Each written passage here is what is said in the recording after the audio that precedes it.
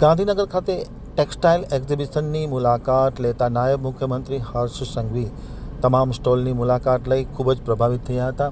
ઉદ્યોગકારો, વેપારીઓ અને સાહસિકોને તેમની ગુણવત્તા અને આધુનિકતા ઉપર ભાર મૂકવા અંગે બિરદાવવામાં આવ્યા હતા.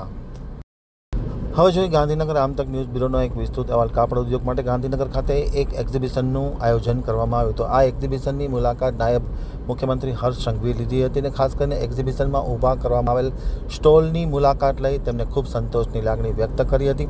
સાથોસાથ સ્ટોલમાં જે ચીજવસ્તુઓ ઉપલબ્ધ બનાવવામાં આવતી તેની આધુનિકતા અને ગુણવત્તા ઉપર જે ભાર મૂકવામાં આવ્યો છે ઉત્પાદકો દ્વારા, તેને લઈને હર્ષ સંઘવી ખૂબ પ્રભાવિત થયા હતા.